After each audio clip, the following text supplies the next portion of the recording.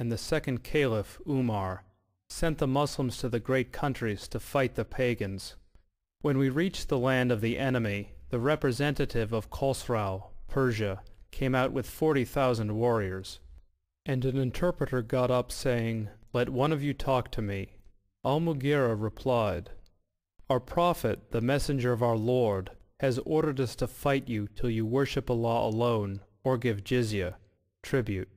And our Prophet has informed us that our Lord says, 'Whoever amongst us is killed, martyred, shall go to paradise to lead such a luxurious life as he has never seen, and whoever amongst us remains alive shall become your master.'"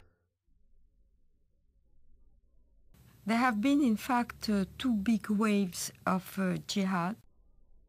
The Arab waves, which started in the 7th century, and in the course of 1 century only, has Islamized a huge territory, mainly Christian territory, from Portugal till Armenia,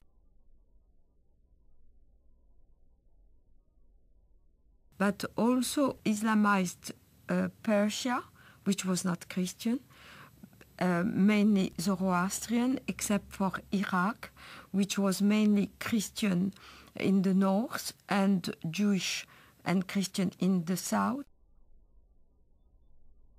The second wave of Islamization started in the 11th century with the Turkish tribes.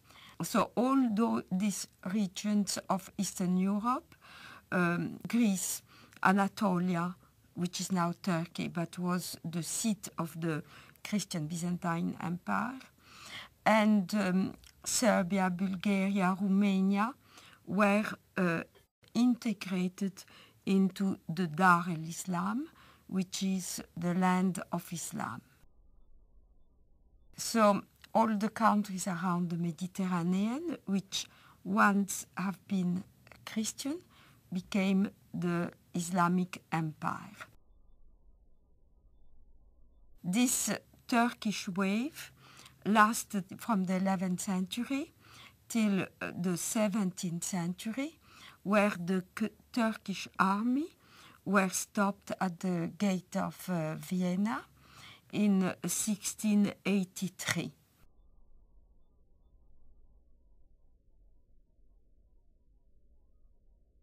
The Crusades are not understood in Muslim world today very differently to the way they are understood in the Western academia and in the discourse of the Western elite class. Both talk of the Crusades as an aggressive war of conquest by Christian Europe against peaceful, innocent Muslims. One may ask, however, what were those Muslims doing in the Holy Land in the first place? Well, what happened is that Muhammad and his successors waged a series of wars of conquest, and in one such onslaught, in the 4th decade of the 7th century, the Holy Land, Palestine, Israel, was conquered by Muslims. And so when Seljuk Turks started interfering with the ability of Christian pilgrims to go to the Holy Land, to go to Jerusalem, and when their physical safety was no longer guaranteed, the Western Christians acted not only as reconquerors of a land that had been once theirs, they also acted as, quite rightly one might say, protectors of their holy places. Now, a defensive war in the case of the Muslims is even a war of conquest because they're obligated to spread Islam. But a land which had once been Muslim, in particular, must be reconquered, and the Jihad is the rightful name of that war of reconquest. So they could never accept the Crusader states in Antiochia and Jerusalem because they were Dar ul-Harb reinstated into Dar ul-Islam. And this is a contemporary aspect of the Israeli-Palestinian conflict, of which many Westerners are not fully aware. Exactly the same psychology that prompted Saladin and others to fight the Crusaders is now motivating Hamas. In both cases, it is not only a matter of the nationalistic desire of Arabs to expel European or Jewish settlers, it is also the Quranic obligation of all good Muslims to make sure that the land once ruled by Muslims will be reverted to their rule. From the British historian Hilaire Belloc's The Great Heresies, 1938.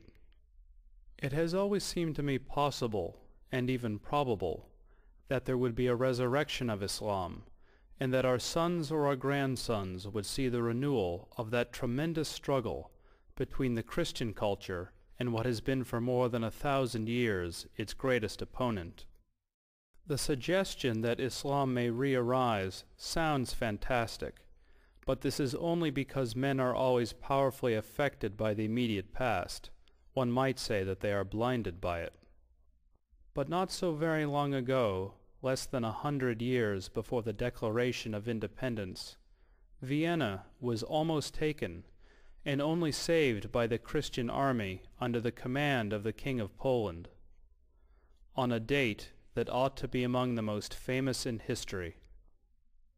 September 11th, 1683.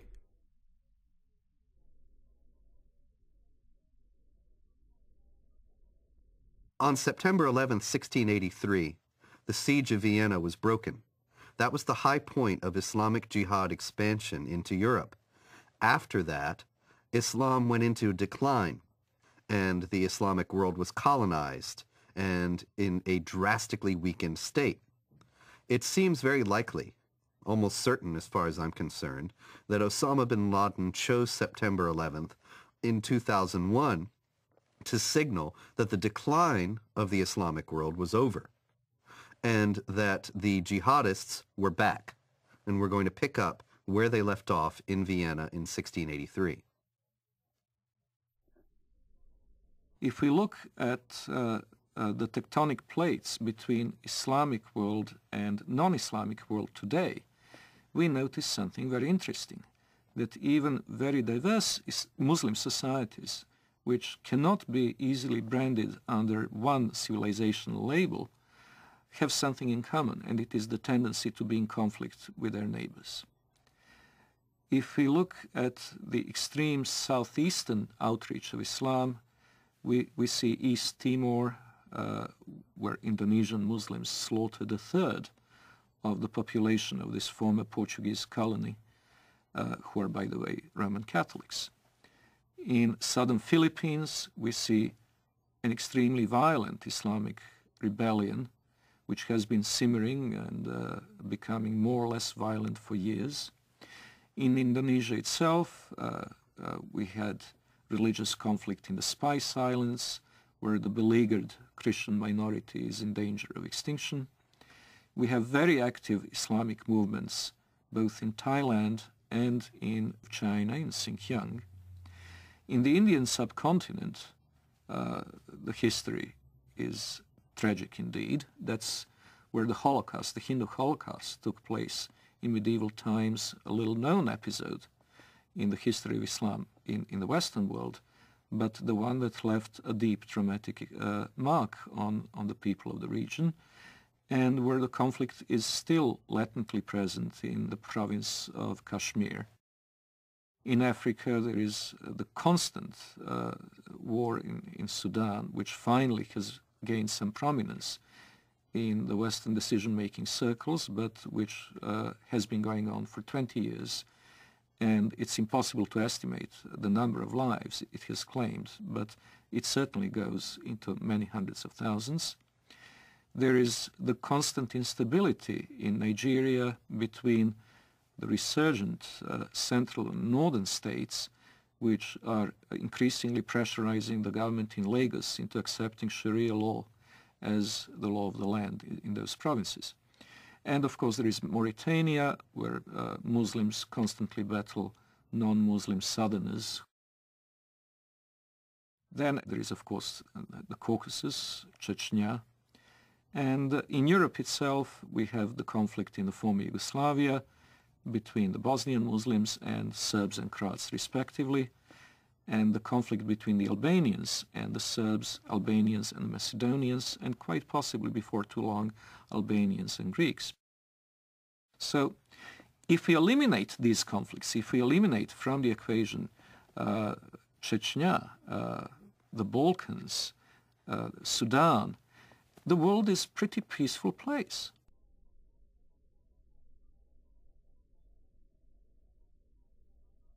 If we eliminate from the terrorist equation, terrorist acts carried out by the Muslims over the past 5 years, we would come to realize that the war on terror is unnecessary because terror is not a very big problem.